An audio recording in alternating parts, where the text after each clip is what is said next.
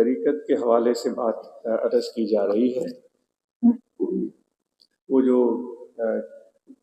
انکسار عاجزی جو ہے وہ تو تصوف میں بے حد ضروری کہی گئی ہے۔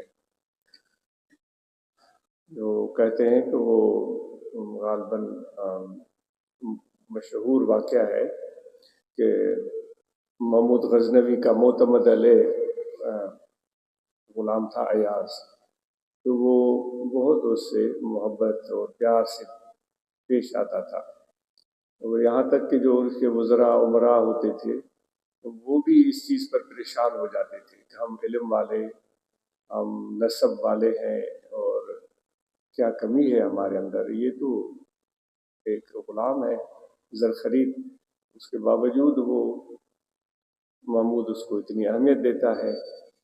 تو کافی اس حوالے سے واقعات آپ کو مختلف کتابوں میں ملتے ہیں۔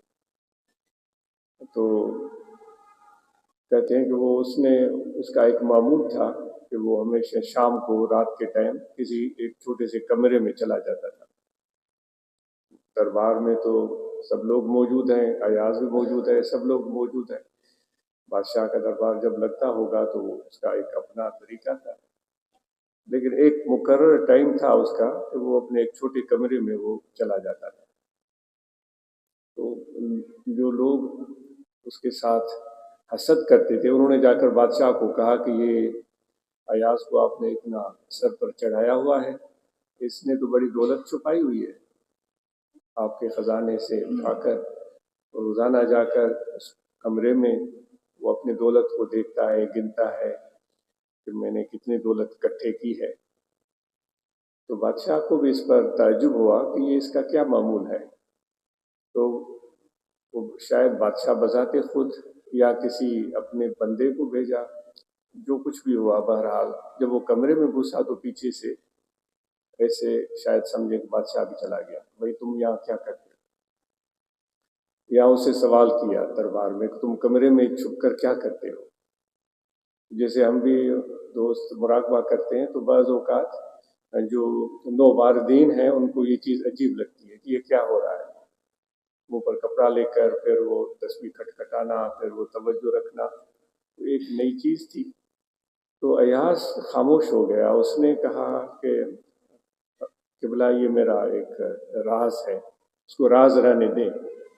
تو بادشاہ کو کا جو ایک حیرت تھی اور ایک تجسس تھا وہ اور بڑھ گیا۔ اس نے کہا بھائی کیسا راز؟ اب تو سب لوگ ایک دوسرے کو بتا رہے ہیں کہ یہ اس ٹائم اس کا کمرے میں گھستا ہے، تو اس میں تمہیں بتانا پڑے گا۔ بہرحال اس نے کہا کہ حضور آپ چلیں میرے ساتھ، اگر آپ کا حکم ہے تو چلیں۔ اندر گئے تو اندر ٹوٹی پھوٹی ایک صندوق پڑی ہوئی تھی، تو صندوق کو اس نے کھولا تو اندر 2-3 چیزیں پڑی ہوئی تھیں، ایک ٹوٹی ہوئی کٹی ہوئی جُتی تھی، اور بڑا خستہ اور میلا کچیلا لباس تھا، اور اس طرح کی ایک شاید کوئی پانی پینے کا ٹوٹا پھوٹا برتن، وہ چیزیں تھیں۔ بادشاہ کو اس نے یہ دکھایا، اس نے کہا یہ کیا ہے؟ اس نے کہا کہ حضرت بات یہ کہاں سے ہم نے شروع کی کہ طریقت میں، تصوف میں انکساری عاجزی اور اپنے گناہوں کو دیکھنا، اس کو بڑی اہمیت حاصل ہے۔ اس کو بنیاد بنایا جاتا ہے کہ اپنے آپ، اپنے قصور اور خطاؤں کو دیکھنا اور اس کو ماننا۔ اس نے کہا حضور آپ کی خدمت میں آنے سے پہلے میں بکریاں چراتا تھا، تو میرا یہ حال تھا، یہ جوتی تھی میری پٹی ہوئی جو آپ دیکھ رہے ہیں، اور یہ کرتا جو پھٹا پرانا جو بھی ہے، اور یہ پینے کے لیے، پانی کے لیے ایک ٹوٹا پھوٹا پیالہ یا جو بھی ہے، اور کوئی اور ایک آدھ چیز ہوگی، تو پھر تم یہاں کیوں آتے ہو؟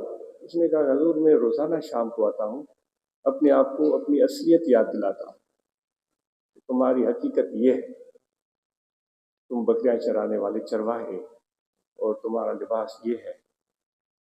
آج اگر بادشاہ نے تجھے عزت دی ہے اور تجھے پیار دیا ہے تو اپنی اپنی اصلیت کو، اپنی حقیقت کو مت بھولنا، تو پھر تمہارے اندر شکر گزاری کا احساس بھی پیدا ہوگا۔